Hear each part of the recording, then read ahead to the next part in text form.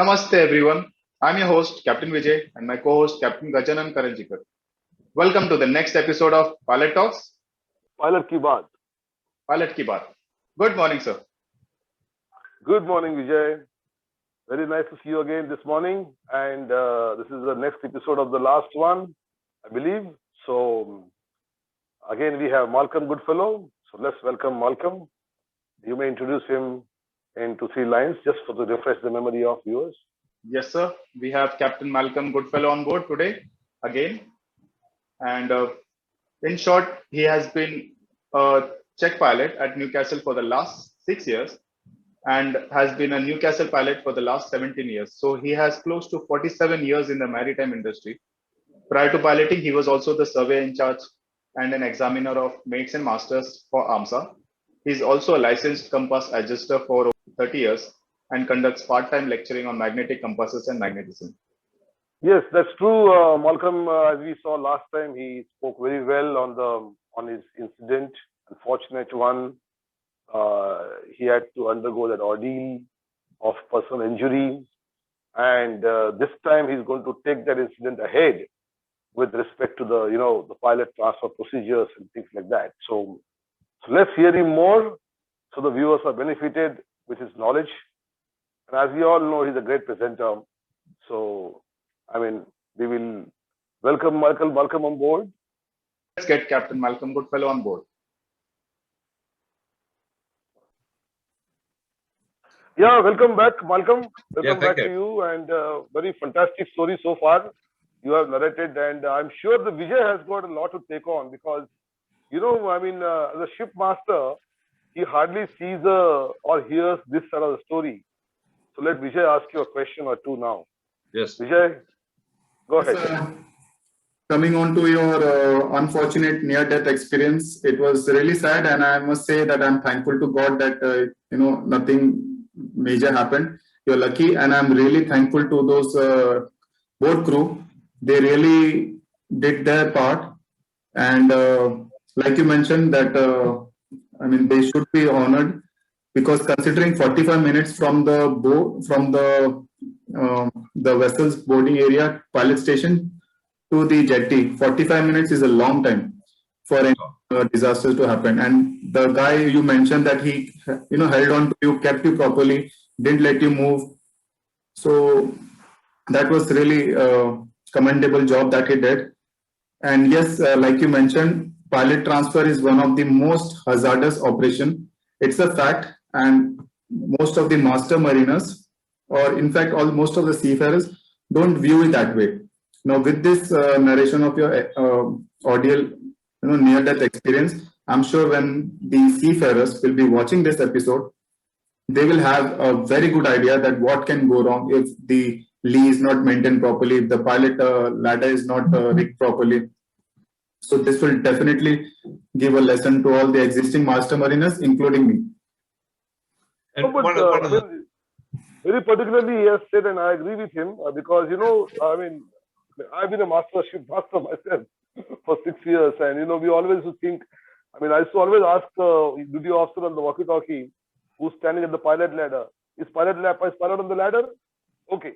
When pilot is on the ladder, that entire responsibility, putting the pilot on the ladder is of the port, So the ship masters don't give a damn consideration to this. And I'm sure, of course, I was fortunate not to have an accident with any of my pilots or never had a complaint from anyone, including the post-ship control about pilot ladders and things like that, because we used to keep them in very ship-shape condition.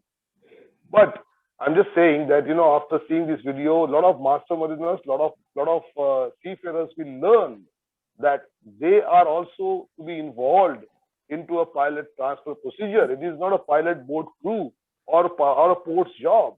It is equally important that the ship's crew is involved. Yeah. That's Exactly. the takeaway.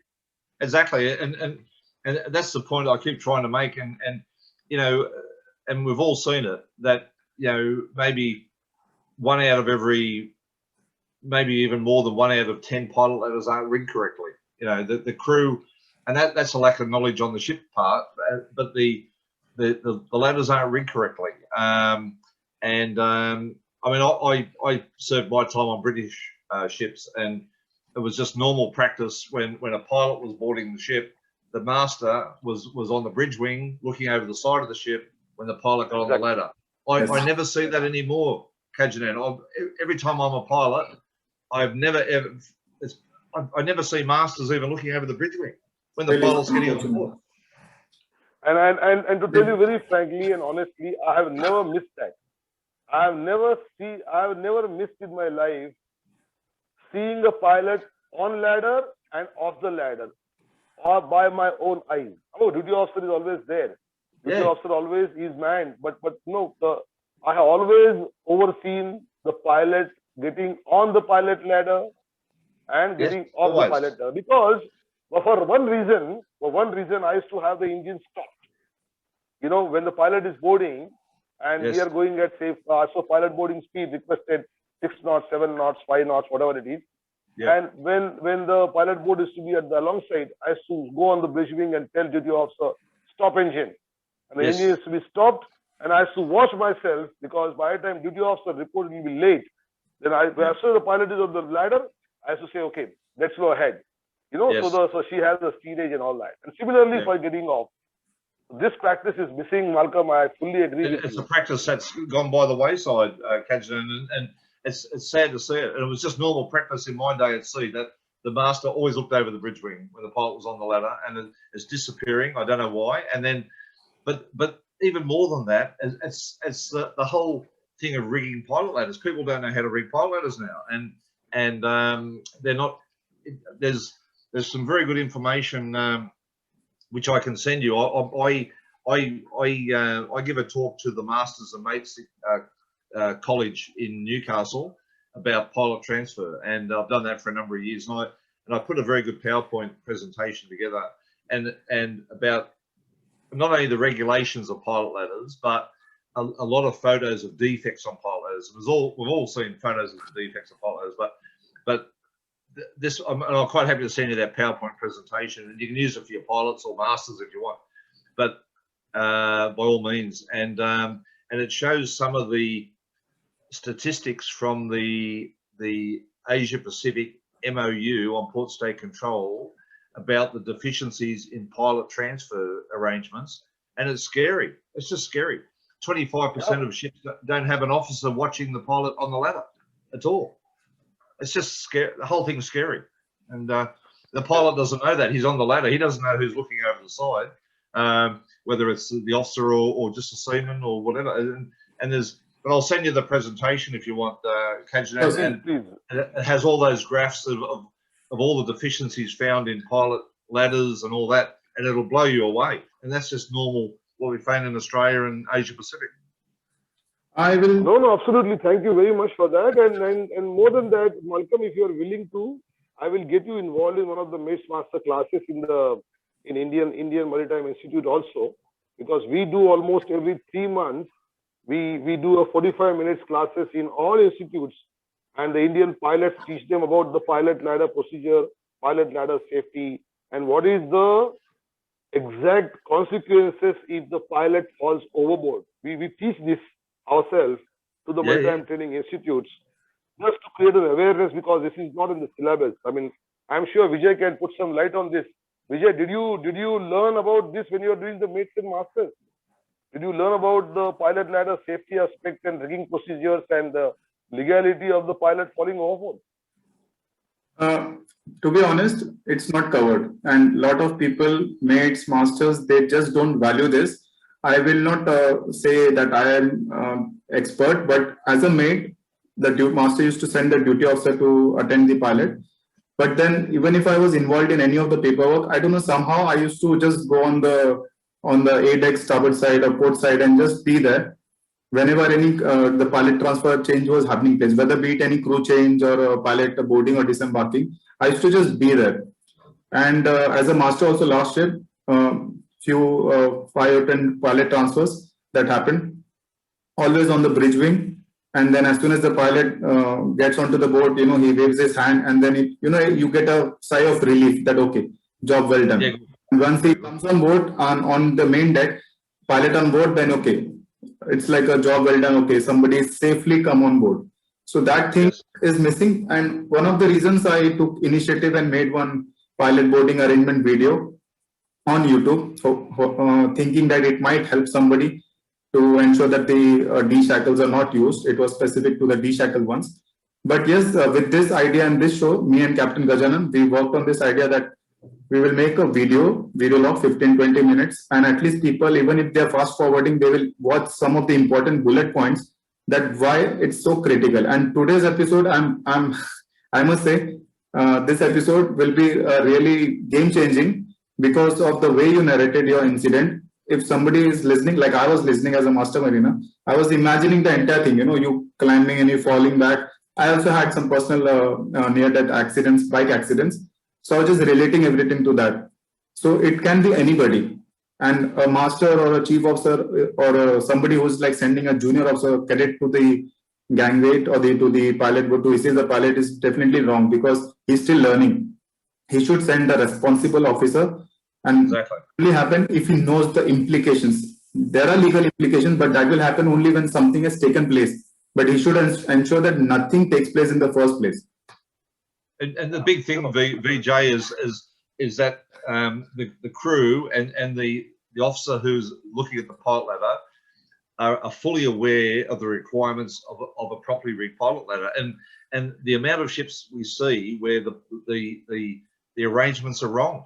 I mean, the man ropes aren't tied off properly. The ladder is not supported properly with rolling hitches, and you can list hundreds and hundreds of examples of a badly rigged pilot ladder and retrieving lines going aft instead of forward, and all there's 100 examples all the time, and there's something being lost in the education in the colleges where people aren't learning the skills of and it's the most safety critical thing that will ever happen on a ship is a pilot climbing up the side of the ship. And as an example, like when I give the lecture to the masters and mates in Newcastle, the white and red stripe on the side of the ship, and I have that on a card and I show the class and I say, what does that mean? And the last time I did the presentation, not one person in the class could tell me. I said, for God's sake, I said, you don't know what it's painted on the side of your ship and you don't know what it means. I said, things like that. So about the combination ladder, and it's just simple things. And once people are shown, they will do it. But people have to really understand the regulations and the condition of the ladder and the steps and the man ropes. And we've had ships come to Newcastle where the man ropes are made of synthetic rope. I mean, all you're going to do is slide down and kill yourself. And there was a case in the Barrier Reef, one of the Barrier Reef pilots about 10 years ago, and he was coming down a ship, and I think the man ropes weren't manila; they were a synthetic material, and it was never my practice to go down a whole ladder holding man ropes. I would always go down the side ropes and near the bottom get on the man ropes, but never go down 9 meters on man ropes. Anyway, this particular pilot started at 9 meters on man ropes, and his hands just started to slip, and he went 9 meters straight down the pilot boat. And lucky there was a big Fijian crew member who caught him when he landed. It would have been killed, instantly killed. And so it's all these things that the crew, it's a crew education thing, and in many cases a master education thing. And but anyway, that's what all this is about. Trying to get the message out there. Yeah. Yes, sir. Unfortunately, it's not a part of the syllabus for mates and masters that what I've seen, at least in India. And whatever training that has been done is only on board the ships, and that could depends on the master or chief mate who's actually interested in doing that. And also, I believe that this should be part of the company's SMS system, even if small manual. It should be like safe transfer procedures for pilot. It should be incorporated into the company's management system. Yeah, definitely. It's compulsory for every crew member to hold that one certificate wherein they're trained for one day by a company training officer or maybe an institute. But it should happen. That's what I feel. Exactly. No, we are going to soon start that system, and AMPA is going to take a lead in this of starting this, because we want to tell MTIs that because they don't have the staff. And I have seen, Malcolm, with the Indian pilots also, that most of the pilots are not aware what is wrong with the pilot ladder. In Most of some the cases. pilots. Yep. You know, when I was talking to administration about 60% vessels calling Indian ports are with non-compliant pilot ladder, the other pilots in the group asked me, you know, the person who works in Dubai also, and he works in the, you know, Saudi Arabia and Gulf, you know, so they asked me, I don't see anything wrong with my pilot ladders. I said, Wow. that's because you don't know. You don't don't know. what is wrong. Yeah. And when we took the initiative of teaching the cadets and the ratings and mates and masters in MTI, we also realized that the putting of a D shackle and using a different kind of hitch for tying a pilot ladder was taught in MTI. So Yes. for them, it's a familiarization of danger. They really don't know. They just think this is the right process. And it's pretty scary. So it really helps. I mean, you know. Well, hopefully I'll send you that that PowerPoint presentation I used for the Masters of Mates in Newcastle, and it's got lots of examples of defective arrangements on pilot ladders. So it's good for education for whoever. Yeah. But as you say, the pilots have to. In Australia, luckily, the pilots are very attuned to a defective pilot ladder, and we make a big deal about it. And generally, in our port, if a pilot ladder is not 100% right, the pilot refuses to go on the ship, and that's the captain's problem. You send the ship away, sort the pilot ladder out, and then come back. And then we don't compromise on the pilot's safety that way at all. But I know in some parts of the world that's not the case, and there's different commercial pressures and different safety standards and all sorts of things. But as pilots, we all have to work to the same code of safety. Otherwise, people are just going to get killed. Since my accident, about 3 pilots have been killed around the world already. In New York, there was 2, and it's just and the only reason the Nautical Institute are so interested, Kajan, in my story is because I'm one of the few pilots who's had a significant accident and survived to tell the story. Most of the time they die. And that's the truth of it. It really is terrible. Yeah. No, very rightly said. Very rightly said. And I mean, making people aware is one of the biggest jobs. Malcolm, before we end this interview, I want to ask you 2 questions, and we just about 2 of them, and your quick answers will suffice for us. The post incident of this kind, I'm sure the court must have evaluated the incident and things there. You will definitely send me the document on the pilot transfer procedures, and as you said, they are world class, so I really want to print them in the AMPA journal. But could you, for the benefit of viewers, just narrate as to what changes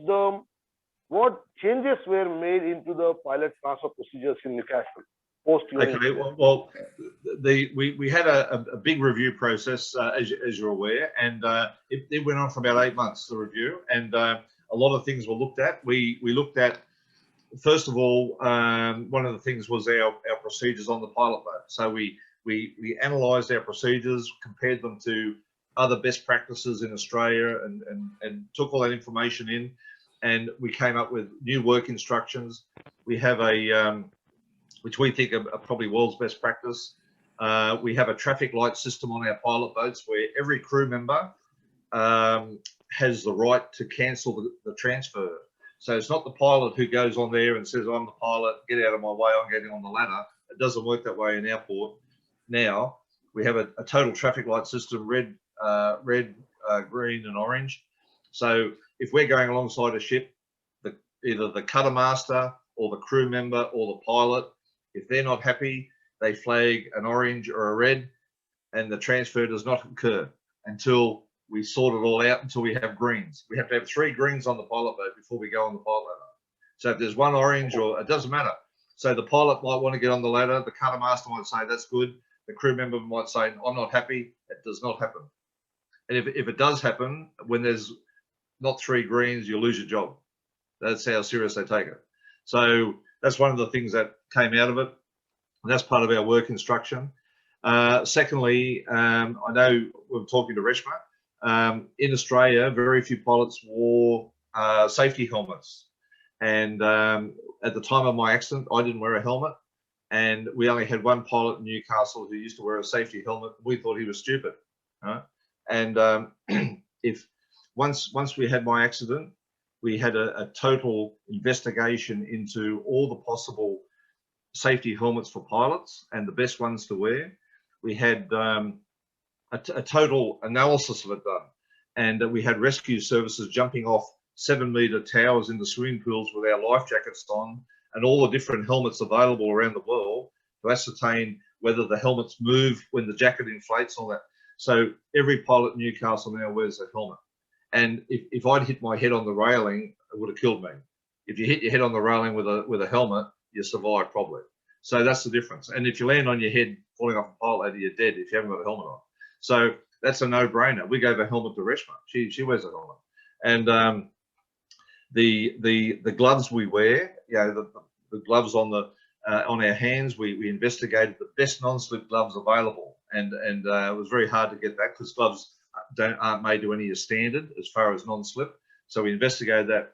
The shoes that pilots wear, all the shoes that Newcastle pilots wear, be different in India, but in Australia they have a special non-slip rating, and all the shoes that we wear in Newcastle are SRC rated, which is the highest non-slip rating of any shoe sole anywhere. And that's in now Sydney pilots don't wear the shoes that we wear, and we're the same organisation. That's how slow things are to change. But anyway, we all wear the same shoes because they're the highest non-slip thing. Our pilot boat, we changed the railings on the pilot boat because where I fell, you know, there was probably 1.5 meters of clear space, and I fell there. But because my head nearly hit the railings, we modified the pilot boats and moved all the railings away. So there's just a bigger place to land. If you're going to fall, there's a freer place to land. We moved the anchors away from the front of the pilot boat so you couldn't fall on the anchors and life rafts and things. So all those things were removed. The bollards for tying up the pilot boat, at football fields they have these big surrounding sort of cushions around so you don't run into them when you're playing football and things, on the goalposts and things. So they're the sort of things we had made up for all the hard fittings like the bollards on the pilot boat. So if you land on your back on the bollard, you don't break your spine, you land on something a bit softer, things like that. So we made a lot of modifications that way. We looked at the fendering on the pilot boat. The fendering, our pilot boat is state of the art, but the fendering is not very sticky. So when it's on the ship's side, it will tend to slide up and down the ship's side all the time. They looked at even modifying the fendering on the pilot boat, but they couldn't do it. It was too much of a rebuilding of the boat. But our fendering is not ideal on our pilot boat, things like that.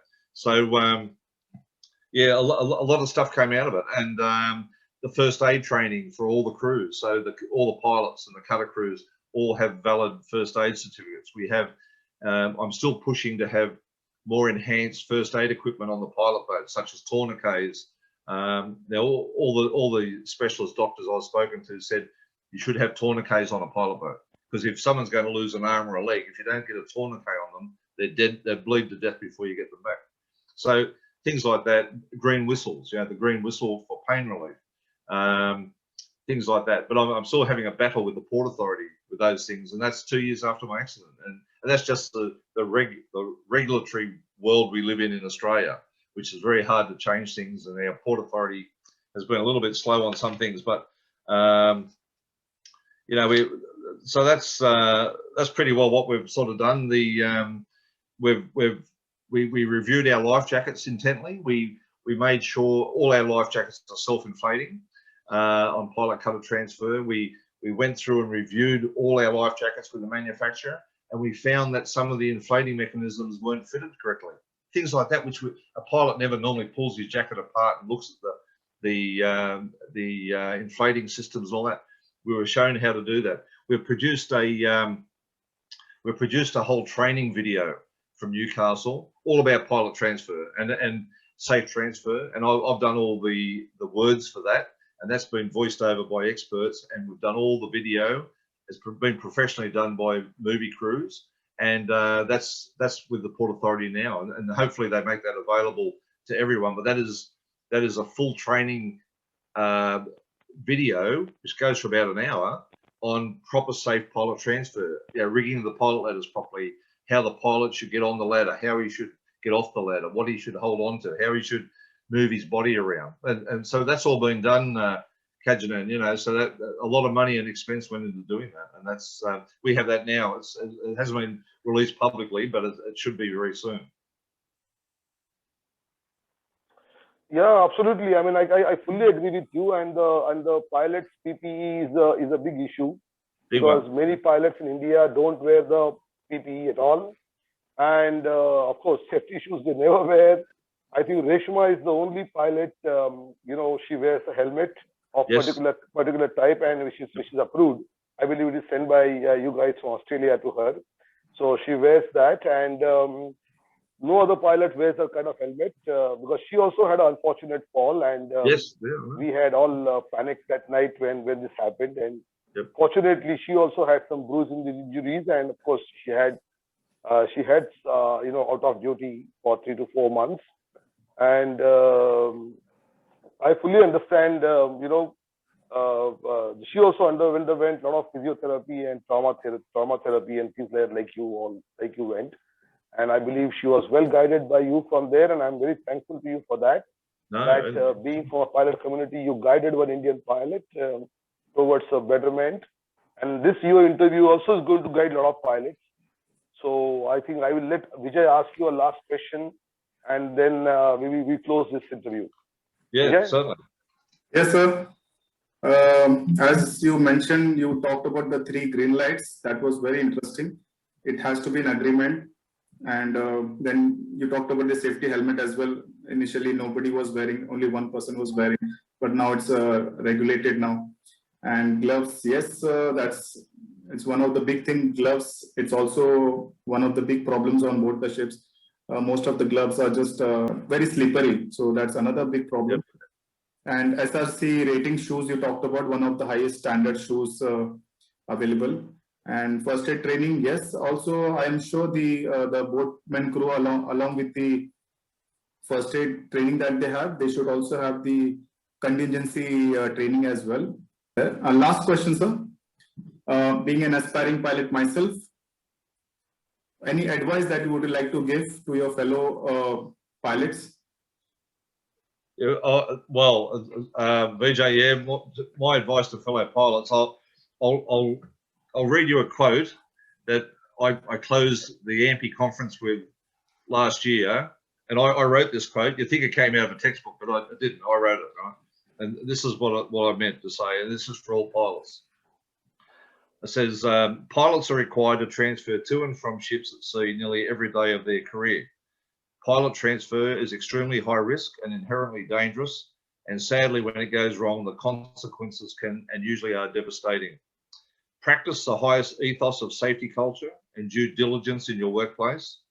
Be adaptive to change and adapt the best practices that you're aware of. Review how you do things and learn from others' misfortune. And that was what I wrote that, and I closed the conference with it. And that's my message to all pilots. Just learn from my mistake and save your life. Spot on. Spot on. Absolutely spot on. It's spot on. I mean, you're speaking your heart. I can see that. And it pleases me, when you advise Reshma also, and now in your advice, it's very clear that, it's spot on. Thank you, welcome. Thank you very much. But I'll send you that PowerPoint, Kajanan. I'll send you that PowerPoint. Reshma's got our work instructions, so you can get them from her. If she's got all those, so ask her for that, all that stuff. But I've sent it all to her anyway. So yeah. Sure. If you can send it to me, because she's always on the ship at times at night and all that. Okay, I'll send it to you. I want to print them in the March. So you send it to me the PowerPoint as well as this. And if you want me to print this advice, we can type the advice, and in this video we can put your advice as a because it's very good. Yeah. Please send these wordings also. Yes, sir. It was beautifully said. So we will put in the end of the Malcolm's advice to all the fellow pilots as a last slide. People can read that. But like I started with, Kajanan, at the time of my accident, I was devastated. And I thought that's the end of my career, and I love what I do. Like you love what you do, and BJ loves what he does, and all that. But at the end of the day, if other people don't have an accident because of the results of my accident, it is all worthwhile, and that's what it's about. If other people are saved from being injured or killed because of what I can tell them, it's all worthwhile. It is, sir. It is. It's like it's better to learn from others' mistakes rather than learn from your own mistakes. Exactly. Yeah. So thank you very much, sir. Thank you so much for taking out your precious time. We have been trying to get you on board for a long time, and it's happy that we finally get to speak to you. So thank you so much, sir. If you want any other information that I can send you, by all means, I do training videos that Ravi uses in his BRM courses, and on how we do BRM on ships, and I've taken videos of all that, and that's all. We think that's best practice in Australia, so you're quite welcome to have all that as well if you wish it. So whatever you want. I would be definitely interested. Absolutely, Ravi mentioned that you're a great presenter, and you have made those videos. And I mean, thank you very much for sending it to us. We will also put it on our YouTube channel, as well as show it to the cadets and the Knights Master students. Malcolm, let me thank you very much for your time on Sunday evening, and it was great pleasure having and talking to you on this issue. And since you've been lucky, so I mean, for the accident, I wish you all the best. I'm sure the pilot level is off your chart now, so you're only going to board the vessel by helicopter as a chef pilot, and that's good. Well, that's good. And okay, well, thank you for your time, and I appreciate that. Have a good Bye-bye. day. Thank you. Yeah, Bye.